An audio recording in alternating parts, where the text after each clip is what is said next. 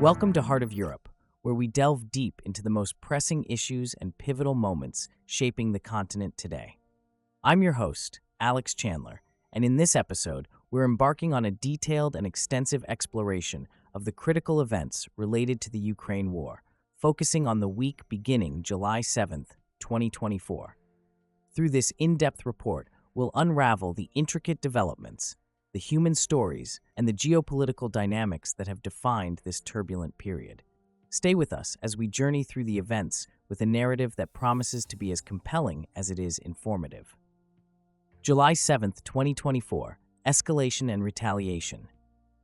In the early hours of July 7th, 2024, Ukrainian forces launched a significant drone strike against a Russian ammunition depot located in Sergeevka, Voronezh Oblast. This depot housed a variety of military supplies, including missiles, tank and artillery ammunition, and small arms rounds.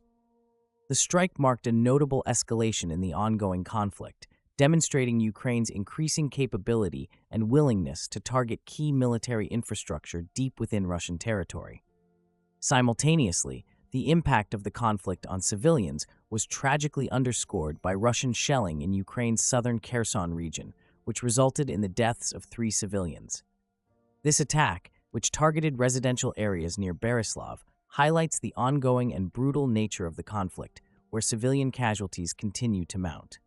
The air war between the two nations also intensified. Ukraine's air defense systems successfully intercepted and destroyed all 13 drones launched by Russia that day. Additionally, Russia fired 2 Iskander ballistic missiles, though their specific impact remained unreported. This exchange of aerial assaults emphasized the persistent danger from the sky that both sides face daily. July 8, 2024, a day of devastation. The following day saw one of the deadliest missile attacks on Ukraine since the conflict began. Russia launched a massive missile barrage targeting multiple cities, including Kiev, Dnipro, Sloviansk, and Kramatorsk. The attacks claimed at least 41 lives and injured over 150 individuals, leaving a trail of destruction across the country. In Kyiv, the Ohmatdyt Children's Hospital, the largest of its kind in Ukraine, suffered a direct hit, resulting in significant damage and casualties. Among the 27 people killed in the capital, 3 were children. The horrifying scenes of evacuating infants and teenagers from the rubble were broadcast worldwide, drawing immediate international condemnation. Ukrainian President Volodymyr Zelensky, in a defiant response, vowed retaliation and called for a strong international response. The sheer brutality of the attack on a children's hospital galvanized global opinion, prompting U.S. President Joe Biden to denounce the strikes as a horrific reminder of Russia's brutality. He announced that NATO allies would be implementing new measures to bolster Ukraine's air defenses. July 9th, 2024, Mourning and Diplomatic Maneuvers. July 9th was declared a day of mourning in Kyiv, with the city draped in grief and flags flown at half-mast. As the capital mourned, the international community sprang into action. The United Nations Security Council convened an emergency meeting at the request of the United Kingdom, France, Ecuador, Slovenia, and the United States, focusing on the escalating violence and the need for a cohesive response. During this period, NATO made a significant announcement, the establishment of a senior representative to Kyiv. This move aimed to strengthen coordination between NATO and Ukrainian officials, reinforcing the bloc's support for Ukraine amidst the relentless conflict. July 10, 2024, Continued Aggression and Strategic Responses.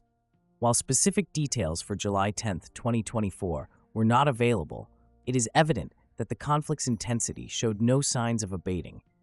The repercussions of the missile strikes and the continued aggression from both sides underscored the volatile and rapidly changing dynamics on the ground. July 11th, 2024, a day of drone warfare. On July 11th, Russia unleashed a new wave of attacks involving 20 drones and 5 missiles aimed at Ukraine. This assault caused 2 fatalities in the Black Sea region of Odessa and inflicted damage on port infrastructure and an energy facility in the northwest of Ukraine. Concurrently, a missile strike in the Mykolaiv region resulted in 1 death and 8 injuries. Amidst these developments, Ukraine's military firmly denied Russian claims of capturing the village of Yasnoborodivka in the Donetsk region. Ukraine's top prosecutor also accused Russian forces of executing 2 Ukrainian servicemen captured in the Zaporizhia region in June, further fueling the animosity between the warring nations. In Russia's Belgorod region, a Ukrainian attack killed 1 man and injured 7 others, highlighting the ongoing tit-for-tat nature of the conflict. Additionally, Russia's Federal Security Service, FSB, claimed to have thwarted a planned terrorist attack on the country's only aircraft carrier, allegedly orchestrated by a Ukrainian Special Services agent. On the diplomatic front, NATO made a historic declaration.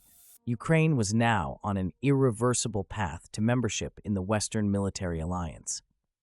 This pronouncement offered a glimmer of long-term security for Ukraine, contingent on the end of the conflict. Simultaneously, the United States announced plans to deploy longer-range missiles in Germany by 2026, aimed at countering the growing threat posed by Russia to Europe. July 12, 2024, continued violence and international support. The violence persisted on July 12, with Russian forces targeting eastern and northeastern Ukraine, resulting in 5 deaths, including a child. Ukrainian air defenses reported intercepting 5 cruise missiles and 11 drones out of the 19 launched by Russia, preventing further potential casualties and damage. In the Belgorod region, a Ukrainian drone strike outside an apartment block injured 5 children. Ukraine's domestic security service continued to document the civilian toll of the conflict, revealing nearly 300 civilian deaths from mines left by Russia, a grim testament to the war's enduring human cost. President Zelensky, addressing the NATO summit, made a compelling case for lifting all restrictions on Kyiv's ability to conduct long-range strikes on Russian targets. He argued that such capabilities were essential for Ukraine's victory and reiterated that Ukraine was very close to achieving its goal of NATO membership, despite not receiving a formal invitation at the summit. In response to the increasing violence, Norway announced a substantial donation to support Ukraine's air defense, reinforcing the international community's commitment to bolstering Ukraine's defense capabilities.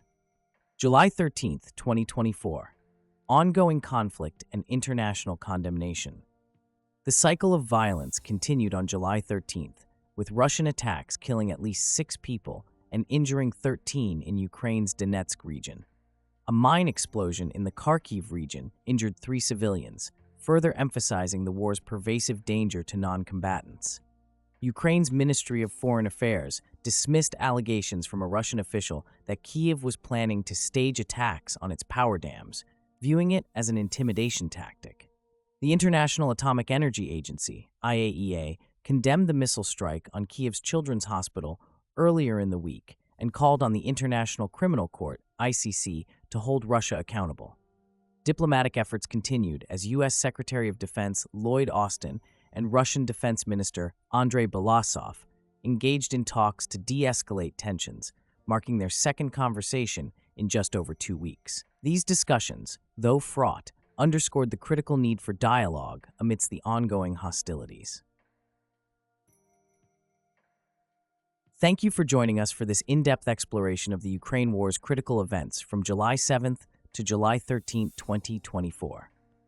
We hope this comprehensive report has provided you with a clearer understanding of the conflict's complexities and the profound impact it continues to have on both military and civilian lives. Your engagement and support are invaluable as we navigate these challenging times. If you found this episode informative, please consider subscribing, leaving a review, and sharing it with others who seek to understand the intricacies of this significant conflict. Stay tuned for our next episode, where we'll continue to bring you the latest developments and expert analysis from the heart of Europe. Until then, this is Alex Chandler, signing off from Heart of Europe. Stay informed, stay engaged, and as always, keep listening.